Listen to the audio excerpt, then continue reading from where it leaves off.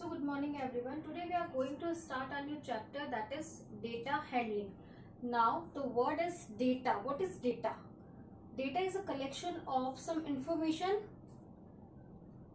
like collection of ages, collection of weight or something else. Data means क्या होता है कि आपके पास कोई भी इंफॉर्मेशन है न्यूमेरिकल फॉर्म के अंदर, तो आपने किसी की भी एज के अकॉर्डिंगली कोई डेटा का रिकॉर्ड रख लिया या फिर किसी के वेट के अकॉर्डिंगली, जैसे अपनी क्लास के अंदर नंबर ऑफ स्टूडेंट्स होते हैं तो पूरा स्कूल में कितनी क्लासेस हैं 1 to 12, तो अपन क्या करेंगे क्लास 1 में number of student, class 2 number of student, class 3 number of student.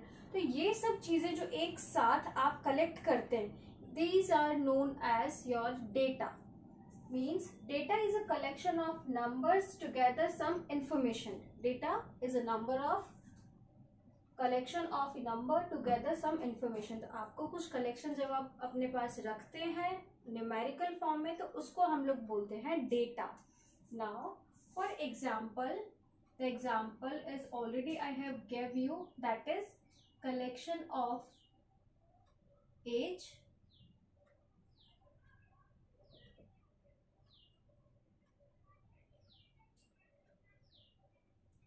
or collection of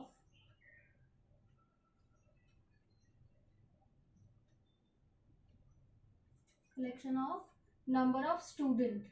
आप नंबर ऑफ स्टूडेंट भी ले सकते हो, कुछ भी, बस न्यूमेरिकल फॉर्म में आपके पास कोई भी डेटा होना चाहिए etcetera.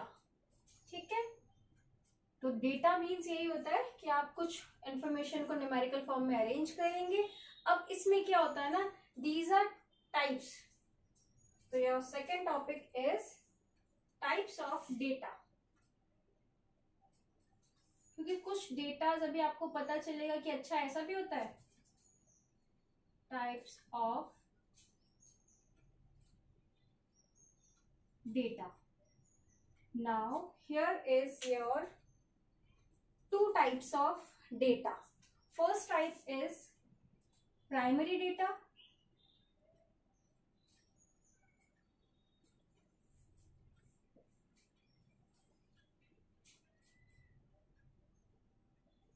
And second type is secondary data. Now what is primary data and secondary data?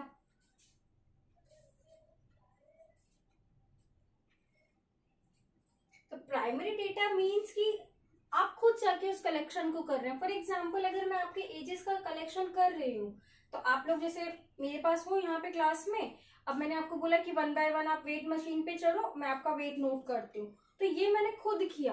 Collection that we collect by himself, और we can say like some person who is collect all the data by himself, कि एक person है वो जितना भी data है वो सब कुछ खुद जाके उस चीज को नोट डाउन कर रहा है, खुद कलेक्ट कर रहा है, तो that is known as your primary data. So let's write here data collected by a person. यहाँ पर पॉइंट लिख लेते हैं, data collected by a person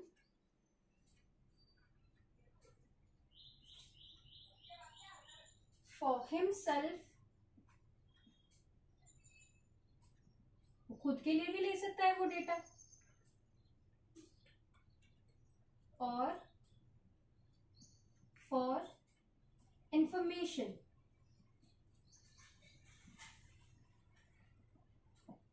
means a data collected by a person for him self और for information, मतलब कोई एक person है जो वो डेटा अपने लिए या तो कलेक्ट कर रहा है या फिर किसी इंफॉर्मेशन को गैदर करने के लिए।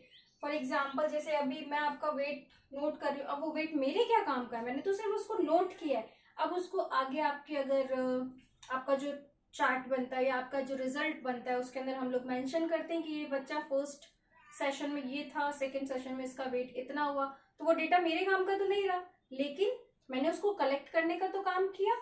तो data collection by a person for himself और any information is known as your primary data. Clear? For example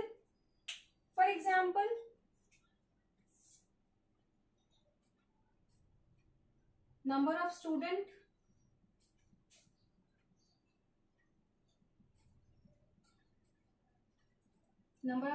present in class. हम लोग डेली आकर आपकी अटेंडेंस लेते हैं, तो number of student present in class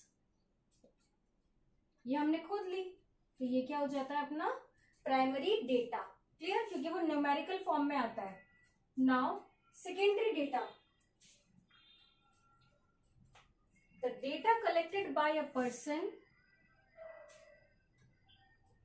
secondary में क्या होता है, यहाँ पर तो डायरेक्टली एक पर्सन ने अपना डेटा कलेक्ट कर लिया, लेकिन सेकेंडरी में क्या होता है, किसी एक पर्सन ने डेटा कलेक्ट किया है किसी दूसरे पर्सन के लिए। The data collected by a person collect the data collection, or let's write here the data collection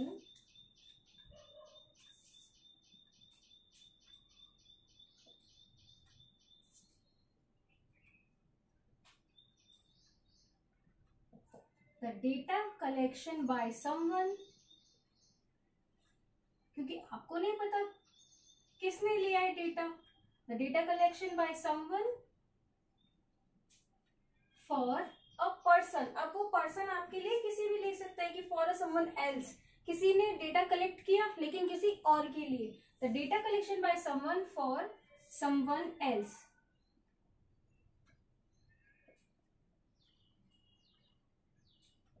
for example आपने देखा है कि हर कुछ टाइम में मीन्स 10 ईयर्स और 11 ईयर्स के गैप के अंदर 10 ईयर्स के गैप में होता है पूरा ये जो अपन कहते हैं कि सारा पीपल्स की काउंटिंग होती है ऑल ओवर अपने इंडिया में, कितने डिस्ट्रिक्ट वाइज क्या है, स्टेट वाइज क्या है, वॉट एवर इट इज। तो अब क्या होता है ना कि 10 ईयर्स पहले मीन्स आज मैंने डेटा कलेक्ट कर लिया कि हाँ अपने आबू के अंदर इतने नंबर ऑफ पर्सन है, तो इसमें नंबर ऑफ जेंट्स ये है, number of ladies and number of childrens ये है।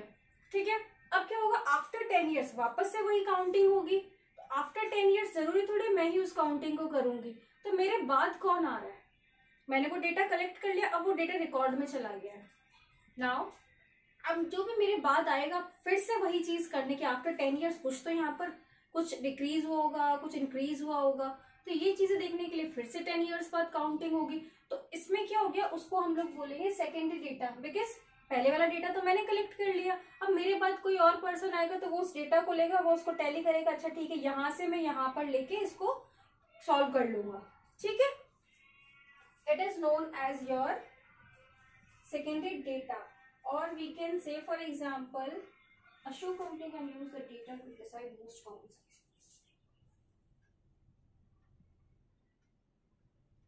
एग्जाम्पल आपको मैंने बता ही दिया है कि आपको जैसे यहाँ पर हो जाएगा कि कोई शू कंपनी है, अब वो शू कंपनी पर्टिकुलर डिसाइड कर लेगी कि हाँ हमारे पास इतने एज के बच्चे आते हैं, तो मैंने उसको लिख दिया कि 5 नंबर का शूज हमें मोस्टली लग रहा है, क्योंकि यहाँ पर 5 नंबर्स के जितने भी जो कस्टमर आ रहे हैं उनके पैर की साइज, लेग्स की साइज, शूज की साइज 5 नंबर है, तो वो कलेक्शन अब इनको पता चल गया कि ठीक है। तो अब क्या होगा कि वो अपने लिए ले लिया उसने डेटा, अब वो किसी और को जब वो देगा कि मुझे भाई इतने नंबर की चाहिए, तो वो सामने वाले के लिए काम हो गया कि हाँ ठीक है हमें इतने नंबर के शूज यहाँ पर चाहिए।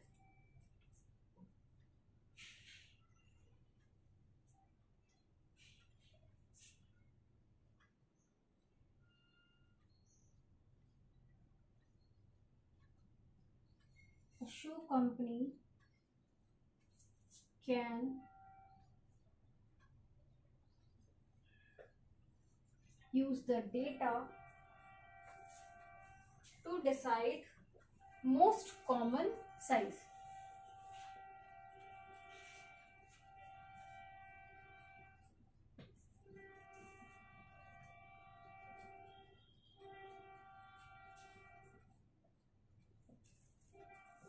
For a particular age, कि इस एज के अगर बच्चे आ रहे तो इससे ज्यादा उस बच्चे का फॉर पर्टिकुलर एज, कि अगर 7 इयर्स के स्टूडेंट्स आ रहे हैं या बच्चे जो भी आ रहे हैं तो उनको इस साइज से ज्यादा कोई आपको लगनी नहीं है कि हाँ भाई शू साइज एक फिक्स कर लेते कि इस एज के बच्चे हैं तो 4 to 5 नंबर में उसका पैर एकदम एग्जैक्टली आ जाता है।